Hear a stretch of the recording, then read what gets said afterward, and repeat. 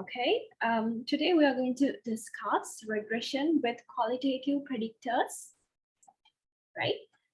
So far we discussed how to have a simple linear, multiple linear regression, and we incorporated only continuous variables. But when it comes to simple regression, always the y variable should be in the continuous scale.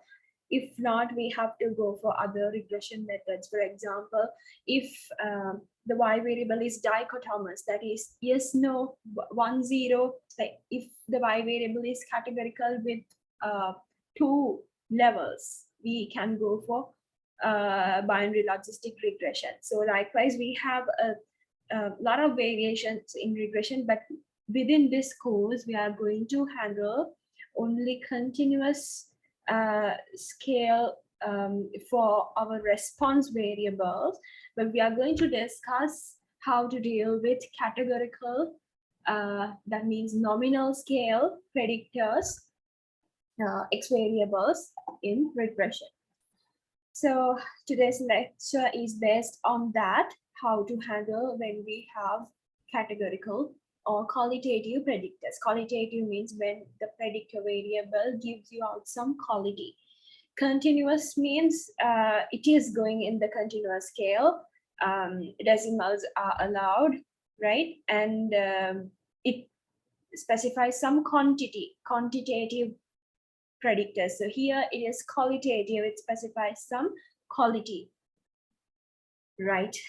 So in order to incorporate qualitative predictors to our regression model, we have to define a new sort of a variable called indicator variable, right?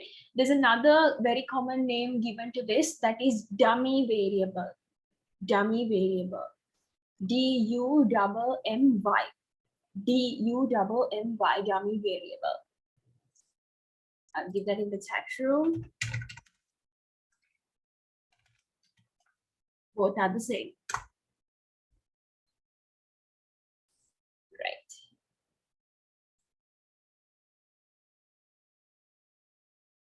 So indicator variable is a variable that takes on values 0 and 1 in our case. But when it comes to software, sometimes they use -1, things like that, right?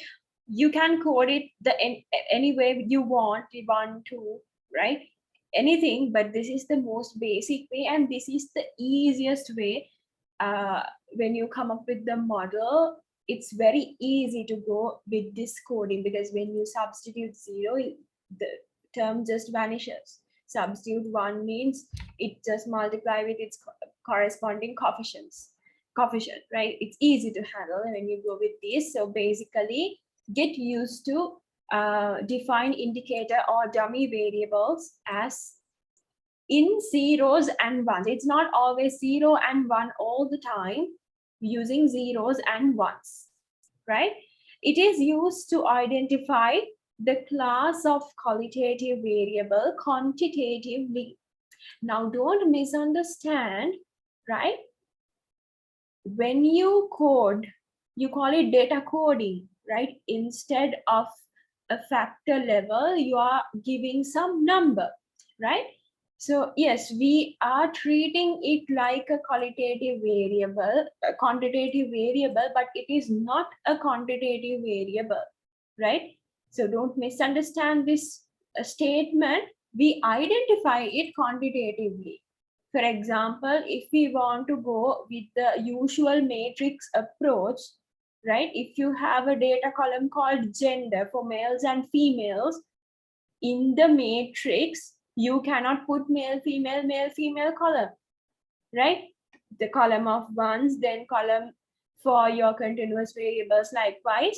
And say if you have a qualitative variable, you cannot write words inside the matrix, right? You have to treat it as a quantitative variable, but it is not a quantitative variable, right? This coding is just to go ahead. Example, gender is a qualitative variable having 2 levels, of course, male and female, basically. The indicator variable I1 can be used to define the levels of gender through the value 0 and 1 as follows. So one can define, instead of gender, another variable, just the variable name indicator 1, right? So if I is 0, it defines males. If I is 1, it defines females. You can either switch between these two, right? It's not always 0 comes for male and 1 comes for female, right? So this is just for example. If this has 2 levels, right, we just need 2 codes for that, right? If we had 3 levels, male, female, unknown, right, then we have to incorporate 2 dummy variables. I'll come to that later, right? So we have 0 and 1. So we have to have combinations of these to indicate these levels. So for the moment, the simplest way is having 2 levels. If it is 1 level, it's not gonna work, right? You cannot, there's no point incorporating that variable there. Assume you have all the females in your sample. So gender is not going to be a variable there, right? It's not going to vary. It's a constant throughout the sample. So you are not going to have that variable in your model. No point. Anyway, your model is for females, right? At least you should have 2 levels. You can have more, right? If you want to incorporate a qualitative variable, it should have at least 2 levels. So we'll start off how to handle that when it has 2 levels. So you define 0 and 1, you code 0 and 1 for males and females. To define 2 levels of the variable gender, 1 indicator variable is required. It has 2 levels. You don't need to incorporate 2 variables for that because you can use 1 and 0, right? There's no point you doing that. It becomes redundant, right? Don't do that. That's wrong if you do it in regression. You are not taught about this. That is called multicollinearity. If you incorporate 2 variables for 2 levels in the same variable, your model is going to be multicollinear, right? So that means there is some correlation between the considered x variables. You cannot allow that in regression. Always your x variables should correlate with y variable, but within x variables, you cannot have a significant correlation, right? If you have that, your model is not usable. So indicator variables continued. In general, if there are m levels in the qualitative predictor, then m minus 1 indicator variables are required. For example, if m is 2, in gender you had 2 levels, males and female. So how many indicator variables did you want? Just 1, right? 2 minus 1 is 1. If you have 4 levels, you are going to incorporate 3 indicator variables because you have 1s and 0s.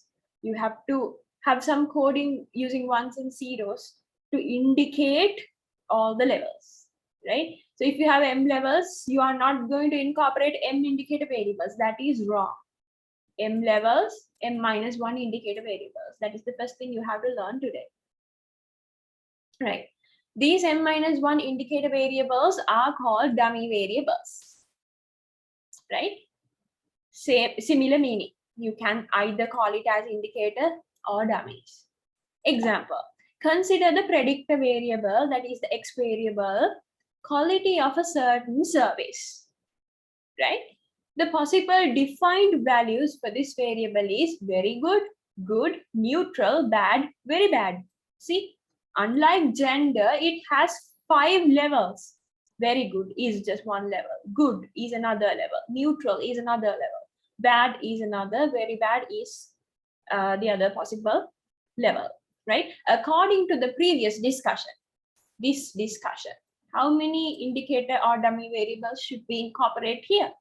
4, because we have 5 levels here. Very bad, very good, good, neutral, bad, and very bad. 5 levels, right? To indicate this variable. This is the variable here. Quality of a certain service, or you can say, just like gender, you can say quality, right? Like male and female, you have these, the levels of that particular variable. So to indicate all these, you have to adopt 4 variables, 4 dummy variables, I1, I2, I3, and I4. Right? Or you can use the word D here, dummy, D1, D2, D3, and D4. Any letter is fine, right? So this is how we use coding. So here it was very simple, just 0 and 1. We had two levels, just one variable. Here we have to incorporate 4 dummies, right? 4 dummies, 4 indicators. So for very good, how do we define? You put 1 for the first dummy and 0 for the rest. So 1, 0, 0, 0 will give you this one. Very good. Will indicate you very good. So you have to have 4 different data columns, right? For good, you put 1 here, rest of the things 0. For neutral, you put 1 here, rest of the things 0. For bad, you put 1 here, rest of the things 0. So you had 1s for all these, and to indicate the last level, you can go with 4 zeros. That is another indication, right? So if you have a 5th dummy variable, you can have 0, 0, 0, 0, 1. And that is going to be redundant because you don't have a reference level there. You have to have this level as well. So that is why it's enough having 4 variables for 5 levels, right? This is how you code it. It's not always for the first level, you have to put no, right? You can have 0, 0, 0, 1, here 0, 1, 0, so anything. But these things should be varied, right? It's like, for example, for this one, it doesn't have to be very good. It can be even bad. Doesn't matter. It shouldn't follow any order because these are categorical variables. They're not ordered, right? Yes, you might feel like this is ordinal. This is not nominal. This is ordinal. It follows some hierarchical order, scale of measurement, but when incorporating dummies, it is just data coding, right? These have to be different. This thing collectively has to be different from all these. The order that you code, this is just a coding, right? So last level, very bad, is the reference level. Usually we take all 0 level as the reference level, right? You can use anything, but this is the basic way, right? Parameter interpretation is based on the reference level, right? According to this, how these things happen. Any level can be considered as reference. It doesn't have to be always this thing. Any level can be considered as reference. 4 zeros doesn't have to be all the time, right? Even you can switch between these things. So how do you, like when you get something like this initially, how do you determine this? First, you have to find how many levels there you have 5 levels. So you put 4 dummies for that, m minus 1, d1, d2, d3, d4, right? Then how are you going to fill this? You put 1 for the first level and rest 0. If you put 1 here, then for the next level, you can't put 1 again here, right? 1 has to be somewhere here. So to the next possible dummy, you put 1 and rest of the things 0. To the next one, if you have 1 here and here for these 2 dummies, you can't have 1 again for these 2. It has to be either D3 or D4. So if you go in order, you put 1 for D3 and rest of the value 0. Then you go to the next possible level. If all these are ones in the previous levels, you cannot put 1 either here, here, or here. You can't, right? The only possibility here is if you have put ones for this one, right? You put 1 there and rest of the places 0. Now you have put ones everywhere. For the last level, you are going to have zeros for everything. That is how you code, right? I'll give you a small activity just to practice doing this.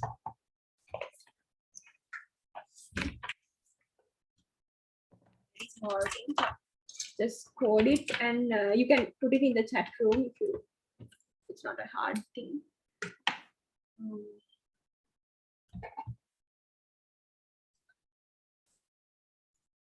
Let's say you have a variable, let's say x. I'm not going to give it a name, right? It has 3 levels.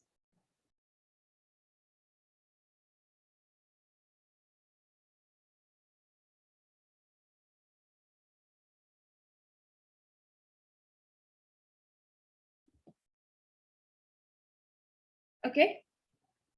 So this is a categorical variable, right? I want you to incorporate dummy variables for this, right? So what I want you to fill is how many dummy variables that you have. Someone please answer. You have 3 levels. How many dummy variables you have to incorporate here? Someone.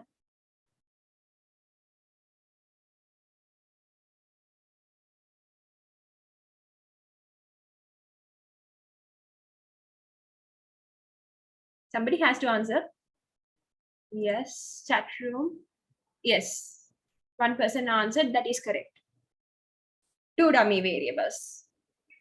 Yes, another person answered. Yes, same answer. 2 dummy. Thank you very much. So if you have 3 levels, what is our M3, right? So how many dummies?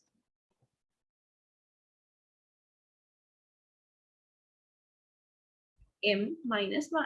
That is 2 dummy variables. Okay, so let's indicate them as D1 and D2. Right, so yes, no, don't know, D1 and D2. Now I'll give you a little time to fill this out using ones and zeros. In the chat room, you don't have to type yes, no, don't know, right? You just put dummies here, and in the chat room, just send me some in some understandable way in the chat room how you put ones and zeros to this.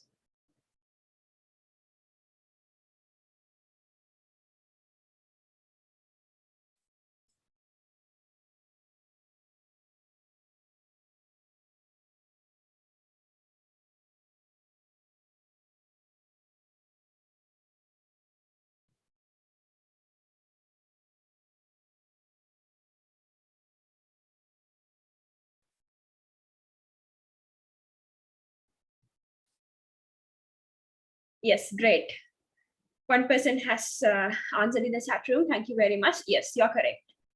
Another person, yes, that is also correct.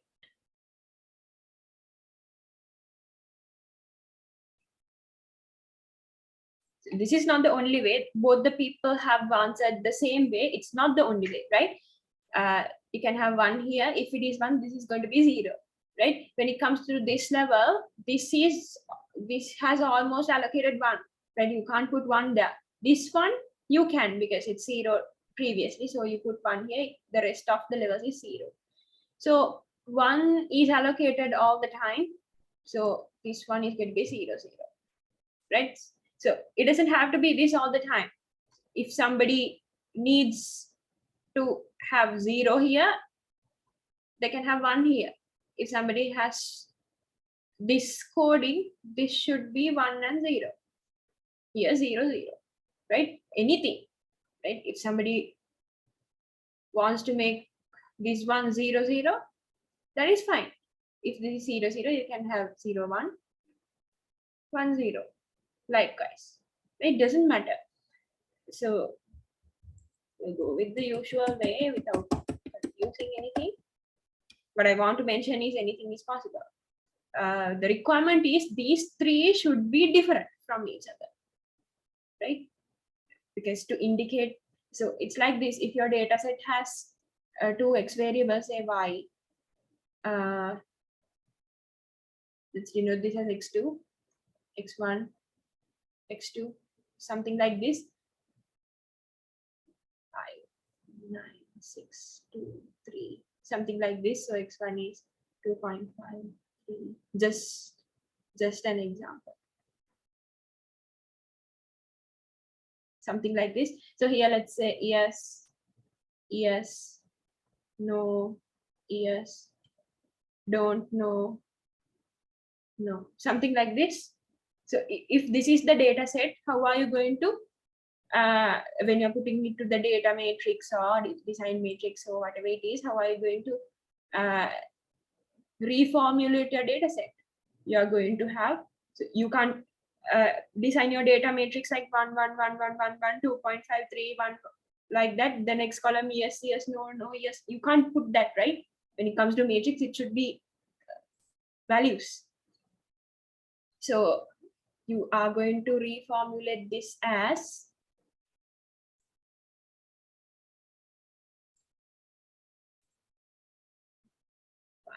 x1. So instead of this, you are going to have d1 and d2, right? So here 1, 5, 9, 6, 2, 3, and here 2.5, 3, 1, 1.5, 2.2, 4, right? So instead of yes, you have to put 1, 0, 1, 0. Instead of yes, you have to put 1, 0. Instead of no, you have to put 0, 1. Instead of yes, again 1, 0. Instead of don't know, you can put 0, 0. Here, no, it is 0, 1. This is what I meant. Okay, why incorporating dummies and how you reformulate this. So this is when you're formulating the data matrix, you're going to have 1, 1, 1, 1 here, and this is the data matrix, design matrix, capital X matrix, right? When you're going for matrix approach, so that is how you do. I'm not going to do a matrix for this because you already know how to do the matrix performances. I'm going to handle this thing using a software today. Yes, someone else also have answered. Thank you. So this is the meaning of this. Instead of this column, you are going to have 2 columns. Why? We had 3 variables. Right? If this is gender, just male and female, you just have 1 column, that's it. Right. So is this understood? How you reformulate the data set using these codes? This is the coding. This is what you call data coding. And you applied the coding here. So these dummies are put instead of x2. That is the meaning.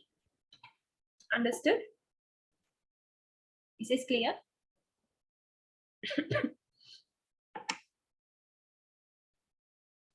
Yes, ma'am. Okay, thank you. Right.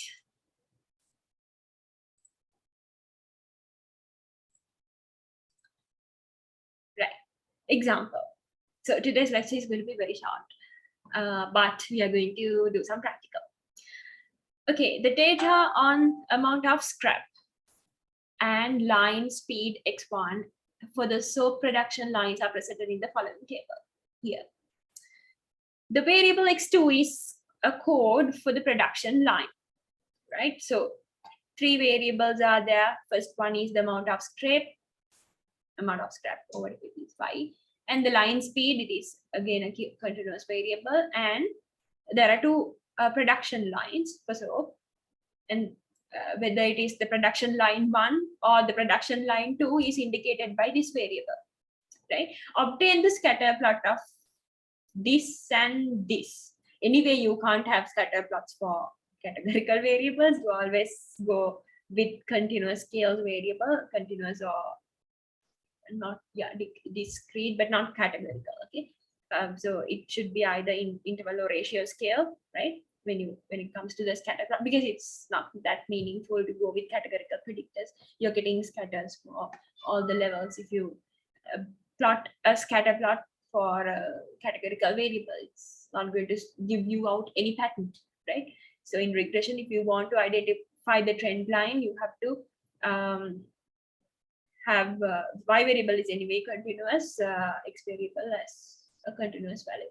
So yeah, obtain the scatter plot. So this is it, that, right? You have scatters for the line speed x1 and amount of scrap y.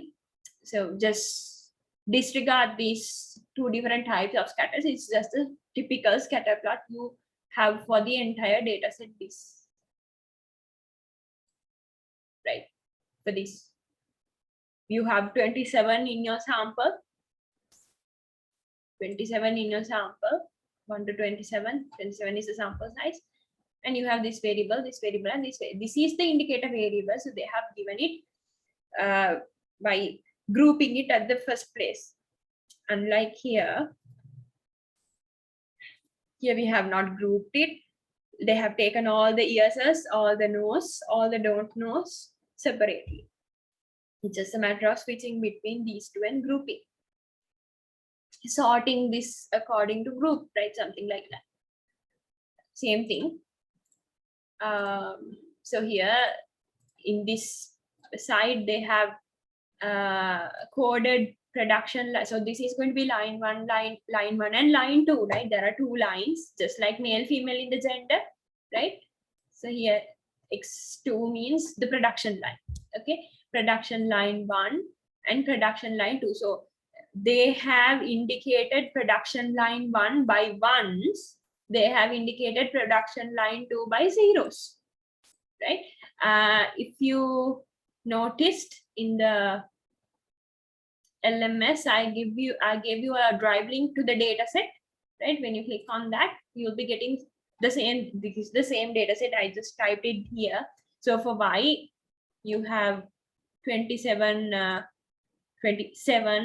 sample, right? So for X1 here, these are the X1 values that you have here, right? I just typed these things. So instead of ones and zeros, so one they have given as production line 1. So instead of 1, I put L1 here, line 1, just like male, female, right? So line 1 and line 2, right? So this is the data set. Initially, this is the data set. You can code and start. Anyway, the coding is given to you. There are 2 levels, so just one variable is enough. You can put ones and zeros here. Then this scatter plot is giving you the entire picture. So as long as this is a categorical variable, they have used empty scatters for to indicate production line 1 and colored field scatters for production line 2. So when you see this, can you see it shows sort of a similar slope, right? Similar sort of a slope, because they are going to have this between these 2 variables, right? Similar sort of a slope, but one on top of the other, right? Can you see some cluster? Can you see some data cloud here? They are not mixed, no. They are like, you can see the top part is going to be the production line 1, the bottom part is going to be the production line 2. That means this has some effect, right? If this is spreaded randomly here and there, then there might not be a significant influence in this particular variable, so that we can drop that. But here you can see a particular data cloud. We'll see. I don't know. After getting the ANOVA, this might be insignificant, right? We don't know. But just looking at this scatter plot, we can see this is somewhere on top of this, like 2 lines is visible. So obtain the scatter plot of this, okay? Based on the plot, suggest the regression line and give reasons. So I'm not going to do it manually because it is a huge data set of 27. So if we keep on doing the matrix multiplication by hand, it's going to take the entire time. So you all know how to do this. You all know how to get the design matrix and all that. So I will use a software. And that is why I type these things and share that with you. I'll use a software to handle this data set, right? So that is because I want you all to for the paper, you are not going to get any practical, right? Make note on that. You are not going to get any practical, but you should be able to read and understand the output that I give you, because I'm going to, I don't know, most probably I'm going to get some data set, run the regression using the software which I teach you today, that is called Minitab. I'm going to use Minitab 16 version, right? If you want, you can download the trial version and try this. Otherwise, it's okay, right? I'm going to use Minitab, that is a statistical software. It is not freely available, but the trial version is there. You can always get the cracked version. Or from the university, if you bring a pen drive from the department, you can get it either from the statistics department or the maths department. I think it is available. So from the office, you can get that. Anyway, from the stat department, you really can get that. Maths department, I'm not very sure, but they have the software. I have seen it. So if you want, you can get the software like that, or you can just get the 30-day trial version. But it is not essential. If you like, you can. Otherwise, it's okay. Just learn how to interpret the end result. That's it. I'll show it to you today. The video recording is there. You can just take screenshots or anything. Then you can practice. Anyway, the output is going to be similar, only the numbers would be changed, right? So don't worry about Minitab now. I have the software with me, so I'll run the data set for you. So this is the icon, Minitab 16, this one, okay? So you can double click on that, and I have a cracked version here, so that is why this message is coming. Okay, so I'll just show you the options that we have. This is just like Excel, but easier than that. So here you have the worksheet. You can enter your data here, either copy paste or either import, or you can type things, right? You can type in the data headings, you can type like this, or you can just copy paste or anything. And here, this is the session window. You call this the session window, right? So I'm not going to teach you Minitab, right? Just to give you a brief introduction, because it's another lecture, right? I'm not going to teach you Minitab. So here you have the report wizard, project manager. Here you can append all your output for the report pad, or either the Word document or anything. So anyway, I'm not going to introduce that. So here you have so many options. Usually you can just see, I'll show you. So under stat option, you can fit regression, ANOVA, everything is there. You can have graphs here, right? Usually we are going to use these things. Today we are going to use this and this only. So don't worry about the software. I know you all don't know about this. Just learn to read the output, that's it. You don't have to know the options and all that. For practical, if you get a data set practical, if you want to analyze it using Minitab, there are so many YouTube videos that you can follow how to do this and that using Minitab. So you can follow them, very easy, right? You can self-learn this, but for the exam, you are not required to do this. Just learn how to read the output. Okay, so I have already copied that to the Minitab project. So this is how a Minitab worksheet looks like, Minitab project looks like, right? When you save it, same thing. Okay, here you can go to file, save project, right? And you can save this, save all your work, right? So I have that saved document, so saved project. So it's the same thing. It's like I have copied and pasted everything here, right? You can simply copy and paste, or you can import even.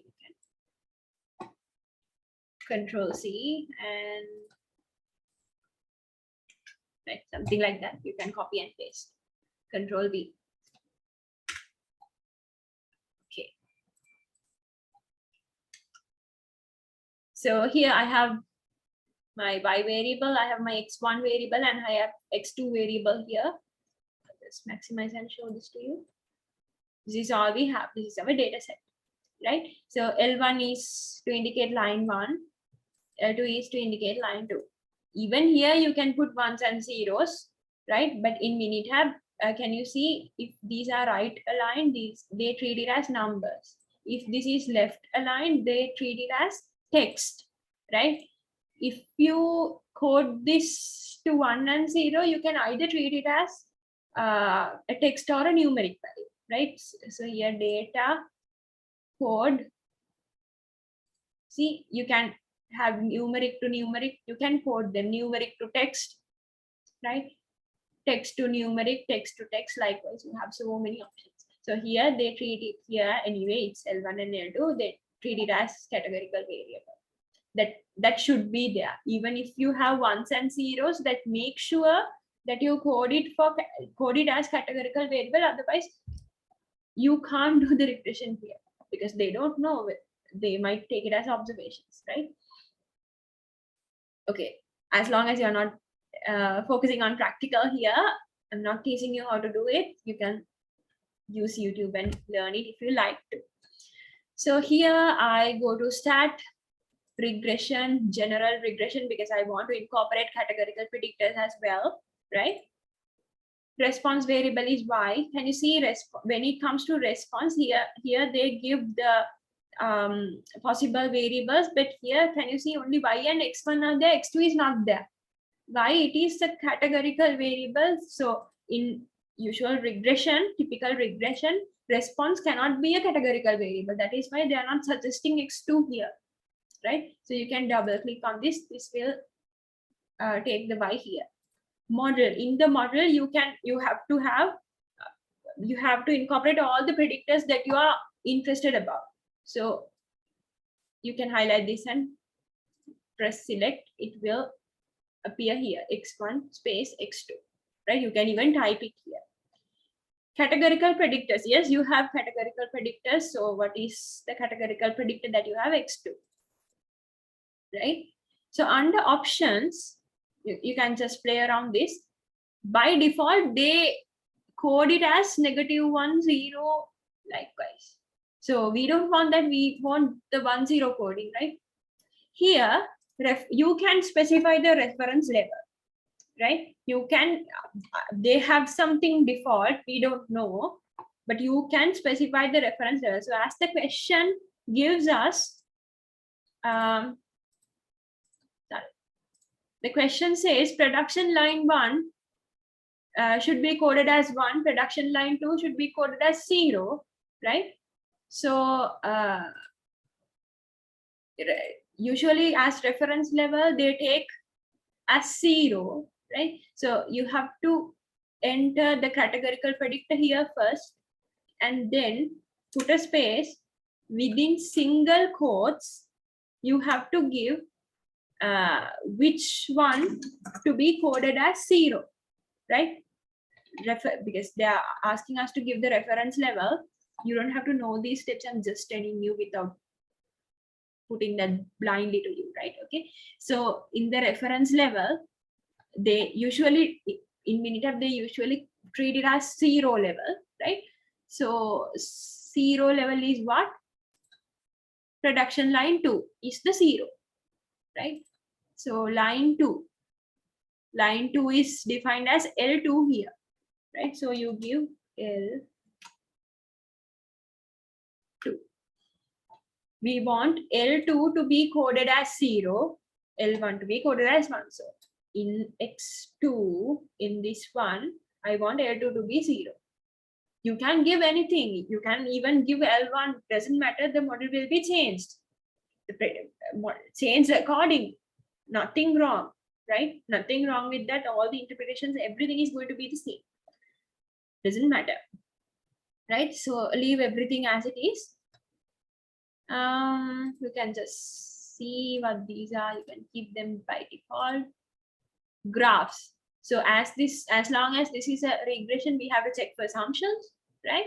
So we can either have individual plots, or you can have 4-in-1 plot, all these 4 plots, histogram of residuals, normal plot of residuals. You have to check for normality, right? Residuals versus fitted values. You have to see whether there's a constant band there, right? To check for variance. Residual versus order, to check whether it gives a wiggle shape, to check whether the observations are independent. So you are going to check all the assumptions by these. Just we can have 4-in-1 plot. All the plots are there, separated by panels. Okay, and results, just see you're getting the regression equation, coefficient table, so you can tick and untick whatever you want and don't want. Summary of the model, and ANOVA table, analysis of variance table, fits and diagnostic table, prediction tables. If you do not want, you can untick this. I'll just keep it default. Storage, I would like to store the residuals because I want to do a normality check, right? So you can choose between, click OK, and see you're getting the 4-in-1 plot. Here by looking at this, you can see this is the QQ plot, quantile plot, right? If this is going in line, you can say it is normal, but still this is what you call eyeballing. By naked eye, you are going to look at this, so you cannot exactly say. We'll have to do a normality test, a hypothesis test, and see whether it is really normal. So that is why I stored the residuals in a column. Can you see res1 residuals? They have stored all the residuals for all these observations, this and this. So I'm going to do that.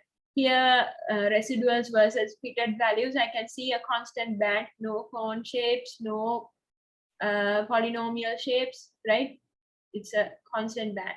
So by looking at this, the histogram, by a very little number of observations, you cannot say this is normal. Just to get some idea, it is there. Here is the residuals versus order. So you have a wiggle shape here. That means independence of errors or observations, right? So I'll just minimize that. And here you get the ANOVA table and all that. So before going for ANOVA, I'll just check for normality of residuals, because if this is not normal, there's no point going with this. So how do you check the normality here? You can go with stat, basic statistic, normality test. Here the variable is residuals. Just click OK. With the same plot that you got in the 4-in-1 plot, you are getting some stuff here. The mean, see, can you see this is very close to 0, 0.000000 something, right? So this is very close to 0. Standard deviation size is 27. This is some other statistics. So here you give the p-value. P-value indicates the probability value of the normality test. What is the hypothesis? H0 is what data are normally distributed, versus what is H1, data are not normally distributed, right? So p-value is 0.239. Decision rule is what? When it comes to p-value, what is the decision rule? Reject H0 if p-value is less than our significant level. You all have learned these things before, right? Even in mathematical statistics course, you have learned this, how to perform a hypothesis test, right? So here I'm just mentioning. So this is a p-value which is greater than 0.05, right? That means we do not have enough evidence to reject H0. What is our H0? Data normally distributed, that is the test, right? So p-value is greater, so we do not reject. That means we accept H0. That means the data are normally distributed. Okay, let me write that to you. Otherwise, you would say I'm super fast. Normality test. If I give this particular plot to you and ask you to perform the normality test, you have to write these lines. So just be specific. Let's say we are doing this for residuals. We can say errors or residuals are normally distributed versus H1. Residuals are not normally distributed. You specify the decision rule. Reject H0 if p-value is less than 0.05, right? Decision is what? What is the p-value here?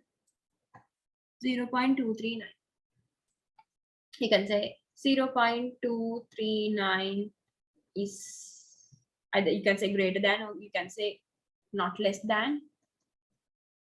However, therefore, we do not have enough evidence to reject H naught with, you always have to specify the significance level, 5% level of significance. Then you have to get the conclusion. So I write it here as I lack space underneath. Right, conclusion is what? Residuals are normal. Okay, you have to keep it in plain language.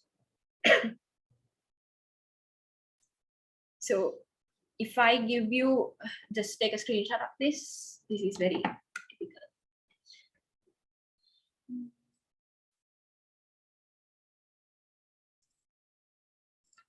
Okay. So if I give you this plot and ask you to test for assumptions, you can say residuals are normally distributed. I'll give you the other plot as well, right? You have to mention, right? If I give you the 4-in-1 plot, this one, and tell you to test for assumptions, you can say residuals versus fit gives a constant band. So it is, you can say the error variance is constant, the residual variance is constant. By looking at this, you can say you have a wiggle shape, you have a random order of residuals, anything, and say by looking at the fourth plot, right, you can just mention 1, 2, 3, 4, and you can say residuals versus observation order plot. And by looking at this plot with the random order, you can say the observations are independent or the residuals are independent, right? By looking at this plot, you cannot exactly say, but by looking at this, you can say, by looking at the p-value, you can perform the hypothesis test by giving all the steps and say residuals are normally distributed. So something like that. If I give you these things, you should be able to interpret. That is what I expect for the exam. If I give you, right, I won't expect you to do the analysis. I will give you the output, and you should be able to understand and interpret the output. That is all I want from this course, right? Okay. So if I ask you to do a normality test, you have to write all these steps, because for every step you are given marks. The typical hypothesis testing. Do it clearly. Any questions?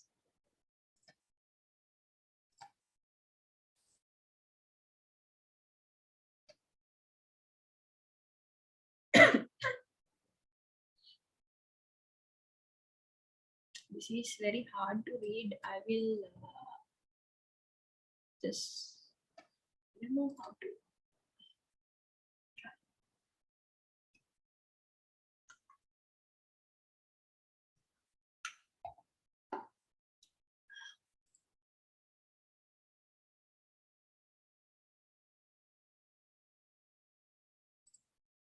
Yeah, I can't zoom in.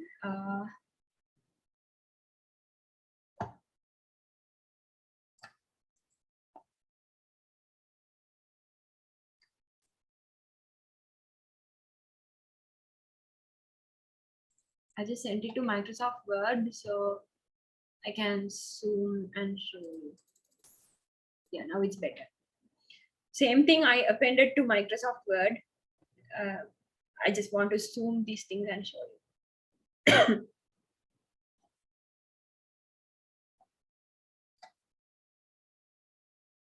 Okay, so this is the output that we are getting. We are getting 2 regression equations. I'll come to that later on. Okay, I'll come to that. I'll teach you how these things had happened. Okay, before that, if I give you this thing, right, and ask you, I'm not going to give you the entire output because it has everything, right? I will not give you this thing most probably. So I'm just telling you how to interpret this. So term, constant term, this is the beta naught. This is the coefficient. This is the value of beta naught hat. They are giving the standard error of the coefficient, some t value and some p value. Okay, this means whether the particular term is significant or not. You can do hypothesis testing for all this, right? By looking at this, this is greater than 0.05. What is the hypothesis? Constant term is not significant versus constant term is significant. Beta naught is equal to 0 versus beta naught is not equal to 0. So by looking at this, what can you say? This is greater than 0.05. You do not have enough evidence to reject H naught, right? That means the constant term is not significant. That is what it says, right? It's not significant. So here by x1, what this says is that this is the coefficient of x1. That means beta 1 hat, right? So the p-value is what? 0. This is less than 0.05, so we reject H naught. Beta 1 is significant. So here, just because we had two levels, as long as we give L2 as the reference level, it gives the value for L1, right? So this is the coefficient of L1, right? L2 is the reference level, that is 0. The p-value is less than 0.05, so it is significant. So I might give this to you and ask you to write the model equation. How do you write the model equation, right? So I gave the variables as y, x1 and x2. So you have to, so L1 and L1. So you have to write the model in the variables that I gave you. Right? If I didn't mention y, x1 and x2 and all that, if I give you by their names, you have to write the model by the names. If I, instead of x1, if I say speed, you have to write speed. You can't write x1. Remember that. Always use the variables that I give you. If you really want to write x's and y's in your model, you have to predefine. You have to say y is this, x1 is this, x2 is this, and then in the model you can write x's and y's, whatever the things that you define. Without defining, if I didn't give you x's and y's, you have to use the English words, English variable names that I give you in the model. Remember that. Okay. So here, assume I didn't give you an English name, so you can use this one. So by looking at this, how do you write the model? I'll type it here. In red. Okay. If I ask you to write the model by looking at this, you can say, so I give you in terms of y, but in the question it says x, the names of these, like, so we'll go with that. Amount of scrap is y, okay.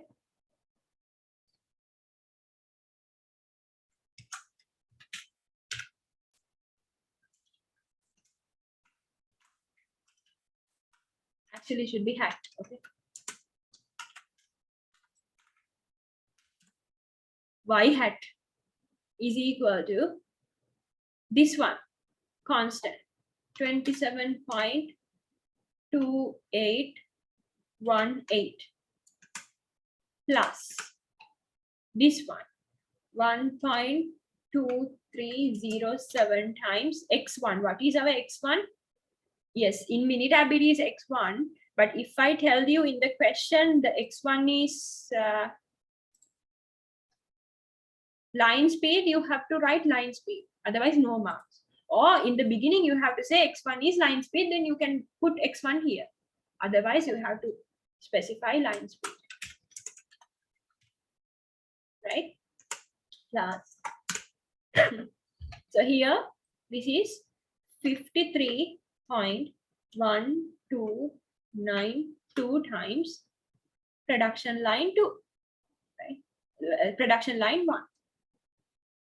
So you can simply say production line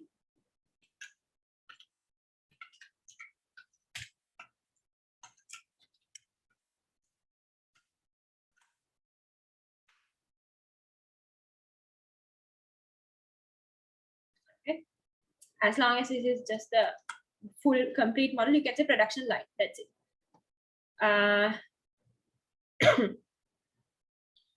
So this is, if I give you this one and ask you to write the model, just remember to write the hat. Don't write HAT, just put the hat there, okay?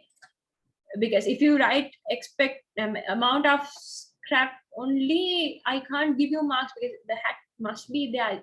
If you write that, you have to have the error term, right? So be careful with that. I just put hat here as long as I'm typing here, right? If you're putting y's and x's, you have to predefine. So amount of scrap hat is equal to the constant term plus this one times the corresponding x1. X1 is line speed plus this one times x2, right? So what about this? If this is the model, and how are you going to interpret this one? This is the full model actually. These are the reduced model, right? For L1, there's a particular model. For L2, there's another model. By using this, you really can go for this model. So so this is how you should write. Just to process easily, I'll just put X and Y just to make you see it clearly. So it should be Y hat, okay? It should be Y hat, but just to process with the output, I'm putting this. At the exam, don't do like this.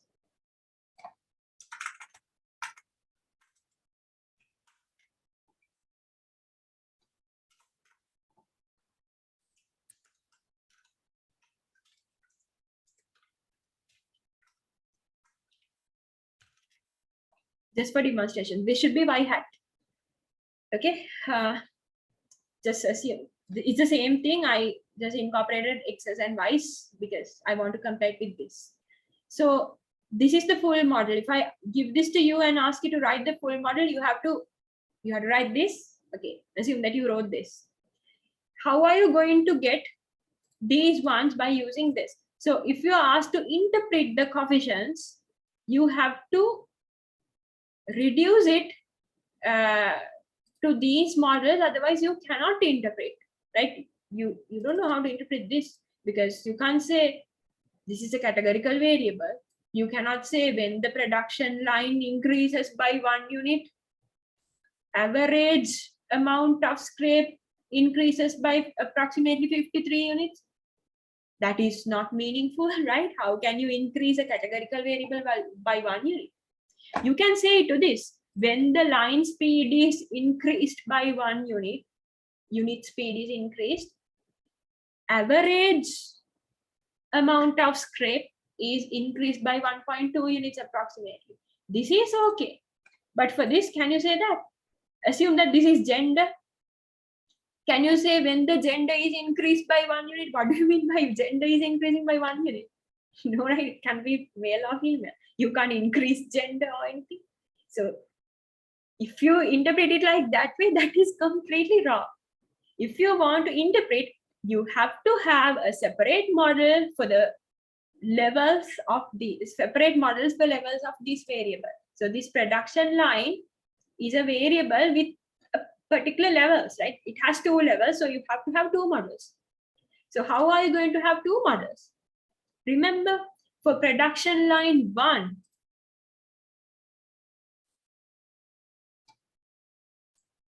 for production line 1, you let the production line variable as 1. You coded it as 1. For production line 2, you coded it as 0. So simply what you are going to do here is, so this one can be either 1 or 0. That's what it means, right? This one, x2. x2 can be either 1 or 0. So if you want to get a model for line 1, production line 1, you are going to substitute 1 here.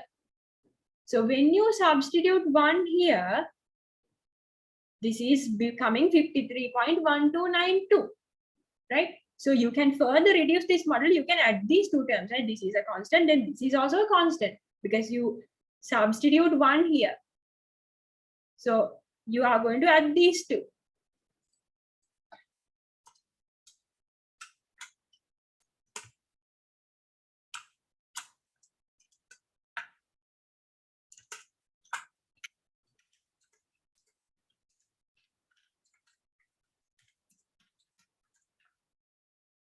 right?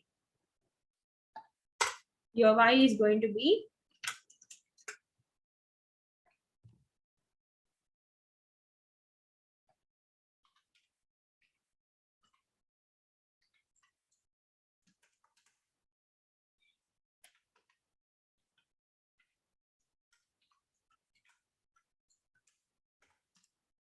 I'm just showing you the steps.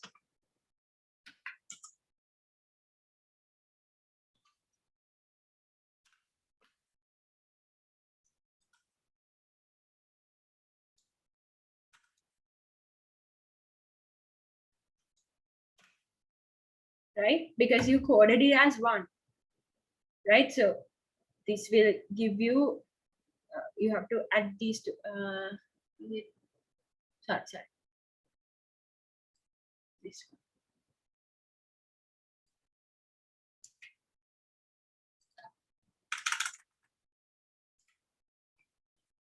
Right? So you can further simplify this. So that is becoming y is equal to, when you add 27 point this thing plus 53 point this thing, you're getting this one, right? You add and see 80.411. Just add these two plus this thing.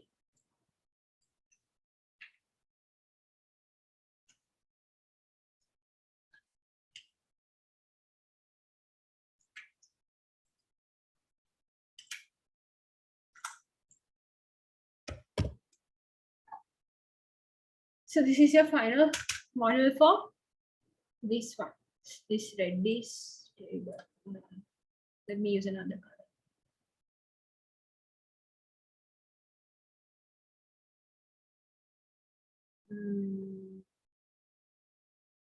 This is better.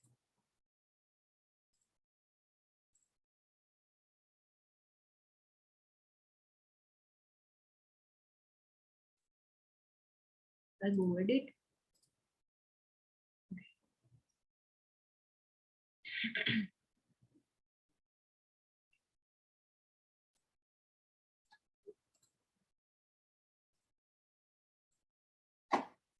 This is the answer. So how did we get this one? Is by to the full model, you substituted 1 when you want production line 1, because you coded production line 1 as 1, production line 2 as 0, right? So similarly, if you want to get an equation, this, how did you get this equation? That is for production line 2, right?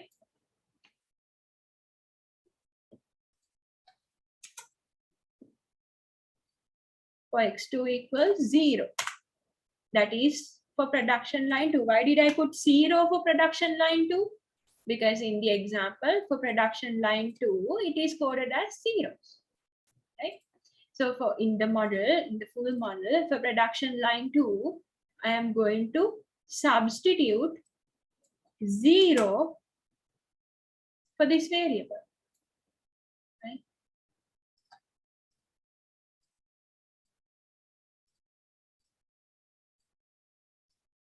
I'm going to substitute 0 for that variable.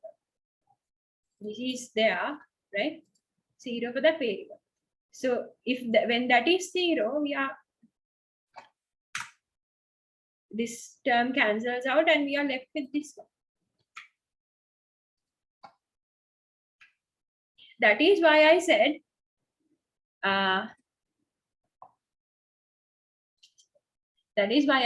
when it comes to the regression lines with categorical predictors, you are getting different lines but with the same slope. Can you see the slope parameter is not changed? Only the intercept is changed. That's why I said the production line 1, that line comes on top of this. When you check the plot also, you can see that, right? This line goes somewhere like this line goes somewhere like this. Okay, so production line 1 comes on top of production line 2 according to this coding. If you interchange the coding, that would change. But same result, okay? So this is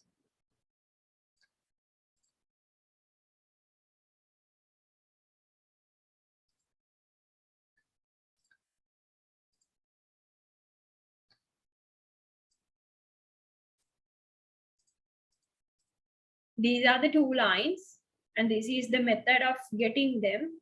So in the minute ab output, they are giving us, right? In the exam, I might give this, I might not give this. I might sometimes give you this one only and tell you to get the model. So you have to follow this process and get the two separate models. We have a common equation for the entire thing, right? We have a common equation to the entire thing. But when I ask you to interpret the regression coefficients, you have to reduce it to whatever the number of categories that you have. If you have two categories, you are getting two models, right? So you can say for production line 1, a unit increase of speed will increase the mean amount of scrape by 1.23 that units. For production line 2, a unit increase of this will increase this by this unit, right? So for the intercept, how are you going to interpret this one? For production line, it's the same for any production line. It's the same thing, right? Because the slope parameter did not change. So if you want to interpret this one, you really don't have to say irrespective of the production line. You can say irrespective of the production line, when x1 is increased by 1 unit, y hat or the mean of y is increased by 1.23 units, right? You don't have to specify it for both the lines. So if you want to interpret this one, you can say when there's no speed, that means when speed is 0, right? For production line 1, the estimated amount of scrape is this one. For production line 2, when the speed is 0, when there is no speed, the estimated or the average or the mean amount of scrap is equal to this. So that means if you find a change in the intercept, that means there is some effect of the production line, right? To check it whether it is significant, you have to see the p-values. P-value, here the constant term is not significant, they say, but this is significant, so you have to apply this in the model. If this is not significant, you can even get rid of this model, but don't go to do that. Keeping an insignificant value in the regression model is fine, right? It doesn't, if it is not significant, either keeping it or either removing it is fine, but keep it at the exam, keep it. But it is not significant. Initially, it is not significant, but when it comes to the reduced model, you anyway have to interpret it based on the categories that you have. So if you are asked to interpret the regression coefficients, you have to interpret beta naught 1, beta naught 2, and beta 1. Yes, did I make it clear? First beta naught, second beta naught, and beta 1. Okay, you don't have to say beta naught 1 and beta naught 2. You can say interpreting this one. For production line 1, interpreting beta naught. For production line 2, interpreting beta naught. So for whatever the production line, irrespective of the production line, regardless of the production line, you can interpret beta 1 because it's the same thing for both the production lines. Slope is same, right? So this is the reduced, these are the reduced model. This is the full model. So if I ask you to get the full model, you have to do this. If I ask you to interpret the regression coefficients, you have to reduce it to 2 models and interpret accordingly, right? And they give some other things as summary. They give S. So these are for a multicollinearity check and all that, outlier check and all that. So that is omitted for this course. R squared value is there. So as long as this is multiple linear regression, you have to go with R squared adjusted. So this is R squared value. This is R squared adjusted value. So I told you, when it comes to multiple linear regression, you usually don't go with R squared value because it can anyway increase when number of predictors increases. So don't go with this. If I ask you to interpret the goodness of fit by giving this one for a multiple linear regression, don't even look at this. Okay, you have to interpret this one. If you interpret this, it's wrong. Can you see this is anyway increased, right? Just because of having a lot of x variables, more than one x variable. So you have to go with R squared adjusted. This is the value we are going with. If it is simple linear regression, still they will give both the quantities. There you have to interpret this one. Okay, we'll do a simple linear regression as well. And this is the ANOVA table, analysis of variance, right? So they have the source of variation, degrees of freedom, sums of scores. They have a column for adjusted sum of scores, just disregard that. Then mean squares, F value, and some P values also. So in the Minitab output, they are giving a P value, so you don't have to go for F critical value and do the typical hypothesis testing. If I give you this, you can simply go with the P value. It's the same decision rule anyway, right? Reject H naught if P value is less than the significance level. That's it, right? So I might not always give you to check it with 5% significance level. I might give you to check it with 1% significance level. So act accordingly, right? Be extra careful, read the instructions properly. So degrees of freedom, this is the sums of scores, right? So they have given the given it separately for these things also. So separately for x1 and x2. Typically the regression sums of scores, this is what we compute. We usually don't go with these two. Why they give these two is to identify whether they are significant or not. That is fine. This is the output. So you have to, if I ask you to check whether the model is significant, all what you have to do is check this one. That's it. P value is less than 0.05. Reject H naught. That means the model is significant. That's it. I won't ask you to check whether this is significant and this is significant, but even if I ask you to just look at the corresponding P value, do the typical hypothesis, write the hypothesis, it's not an H1 properly. If I ask you whether X1 is significant, you have to write, so beta 1 for this, right? Beta 1, this is beta naught, this is beta 1, and this is beta 2, right? So if I ask you whether x1 is, or line speed is significant, you have to say h naught is beta 1 equal to 0 versus h1 beta 1 not equal to 0, right? Here beta 2 equal to 0 versus beta 2 not equal to 0. So write the hypothesis properly, right? If I ask you to get it for the entire model, what is the hypothesis step? Beta 1 equal to beta 2 equal to 0 versus at least one beta is not equal to 0. Remember that we discussed that, okay? When it comes to multiple linear regression, generally we go with all the betas are equal to 0 versus at least one beta is equal to 0. We don't know whether both are significant or not. We don't know, right? If you want to check that, I told you we have to either go for the t-test or we have to check the confidence interval, right? But here in the Minitab output, in the software output, they are giving the partition sums of scores as well. So you can, without doing anything, you can simply say which is significant. Now here, when looking at the p-values, it's both are less than 0, 0.5.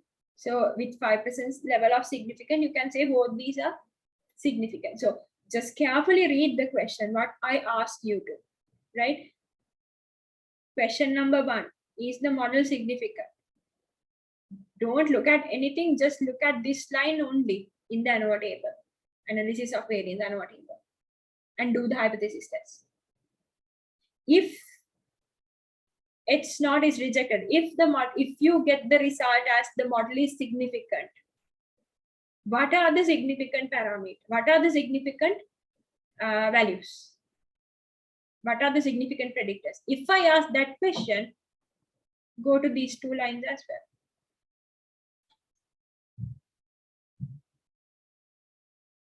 But please write the complete hypothesis, right? Error and total. Okay. Then, yeah, that's it. So any questions here in interpreting or anything not clear regarding this? This is a multiple linear regression processed with categorical predictors. Any issue?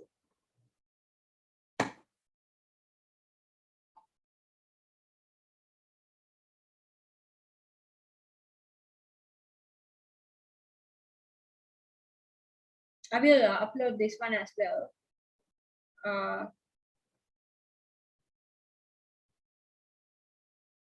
Just for you all to go through, I'll upload this document.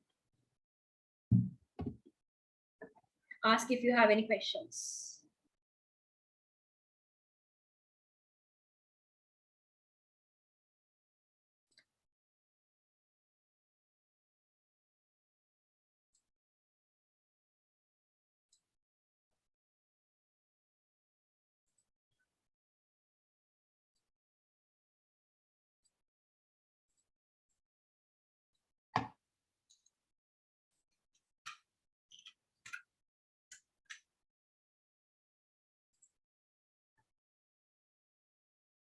No questions? Everything is clear? Can someone please confirm?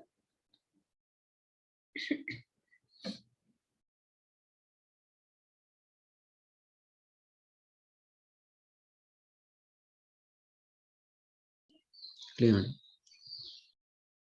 Okay, thank you. Right. So with the same thing, I'll do a simple linear regression also, just to show you the output. Just assume that you don't have these things, right? I'll take a new worksheet.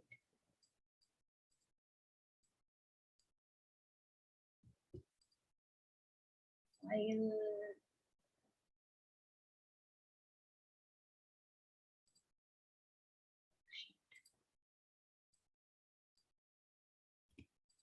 just assume a different problem, okay? Just assume you have a simple linear regression. So I'll denote this as X. You have X and Y, how you perform simple linear regression using this same way, stat regression. There you can either go with general regression or regression, because it's simple linear regression, you can go with anything. I'll just go with regression. So response variable is Y, predictor variable is X. You can set the options as you want, 4 in 1 plot. Yeah.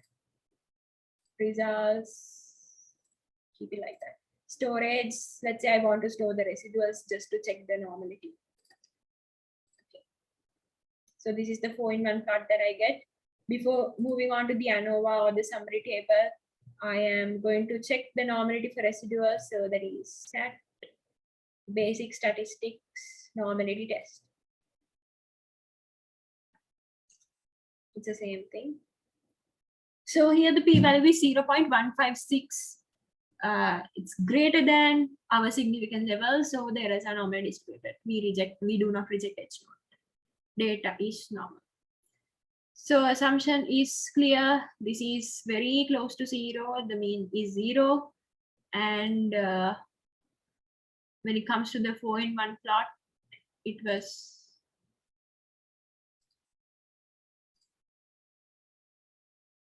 see, we can see a constant band here. Here also it's somewhat random. So we can say there is an independent in that way. So all the assumptions are met. Now we'll slowly go to the ANOVA.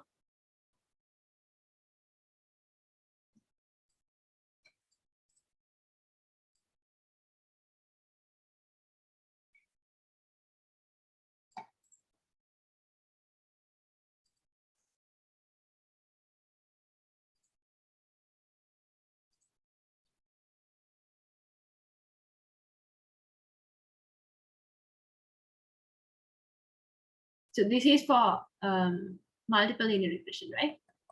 And has it appended?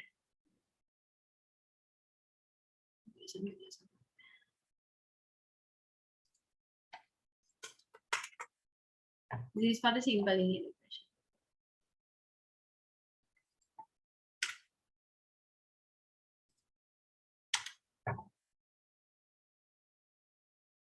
Okay.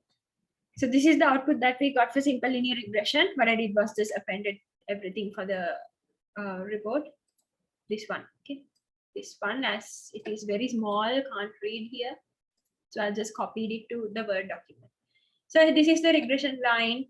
Y hat is equal to, this is the intercept, this is the beta 1 regression coefficient.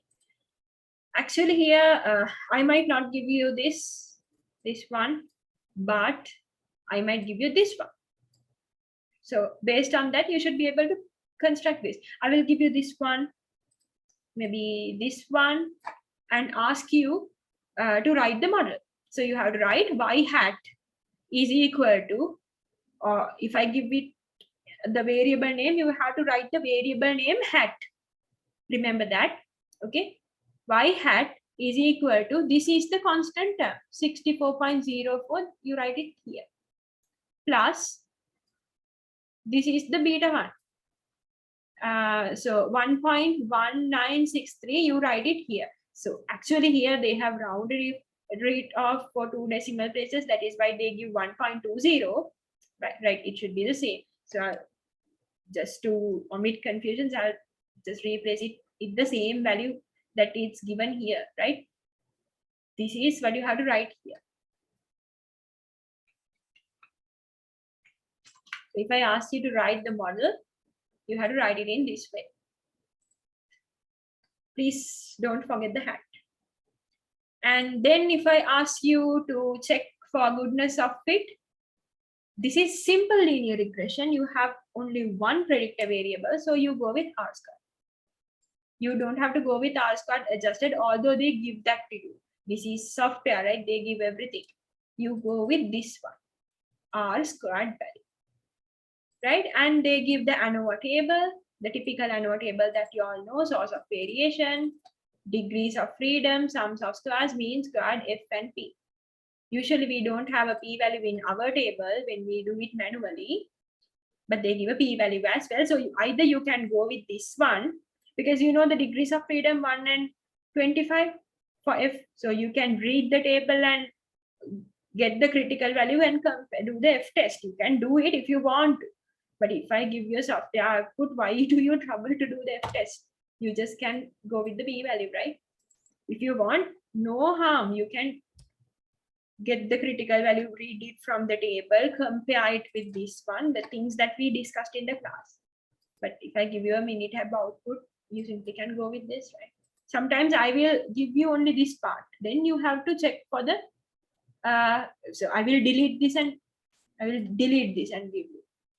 Then you have to check the critical value from the table. Degrees of freedom is there. What is the critical value? F 1, 25, 0.05. It is a two-sided test, right? 0.05. Read that value and compare it with this. If I give you this, you don't have to do it, right? So it says the regression is significant. The regression coefficient is significant because it is less than 0.05. That means you reject H naught. That means the model is significant. This is error, this is total. So that's it. This is just the ANOVA table, what you all know for the regression line. So what I want you all to learn from this practical is to learn, if I give you this output, sometimes I might give you the entire thing and ask you, okay, write the regression model. Then you should be able to find, okay, where should I grab the coefficients? So it is here. That is all what I want to teach you today. How to read the Minitab output. I might give you that. And if I ask you to do the goodness of fit, you don't have to get the ratio between this one and this one because it is there. If you take the ratio between sums of scores of regression and sums of scores of total, you should definitely get this value. But no need to compute if I give that to you. Even if you compute it, that's not wrong, but it's there in the output, right? You can simply find it out. And if it is multiple linear regression with categorical predictors, then it's there. Sometimes I might give you this. Sometimes I might not give you that. I might ask you to write the full model. Then you have to take it from this table. This is the full model. If you go in terms of x's and y's, which is predefined, this is the full model, right? If I ask you to interpret that, of course, there's no other option. You have to reduce it to the number of categories that you have and then interpret the options. This one, and this one. Right? And this is the ANOVA table. If I ask you the model significance, entire model significance, just look at this value. Or even this value, that is fine, right? The degrees of freedom are there. If I ask you one by one, whether this is significant and whether this is significant, you can use these two p-values or even these two f-values. There also you have the degrees of freedom, so you can simply remember to get the correct degree of freedom, right? So how do you get the numerator? It's the corresponding one. How do you get the denominator? It's the error degree of freedom. So remember that. And if you go with this one, right? Or if I give you the p-value, you can go with that one. Just pay attention to the question that I ask. Don't write everything. If I ask the model, generally the model significance, just don't look at anything. Just go with this line. That's it. It's there, right? If I ask separately, you have to go with these. Same thing repeated for different cases. So pay attention carefully to the question. This is simple. Right, so that is all. This is the end of the lecture series. Yeah, that's it. This is the end of the lecture series. So thank you very much for participating. If you have questions, you can stay and ask. Otherwise, you can leave the meeting. Thank you very much for participating for these lectures. And yes, that's all for today. That's all for the semester. Thank you.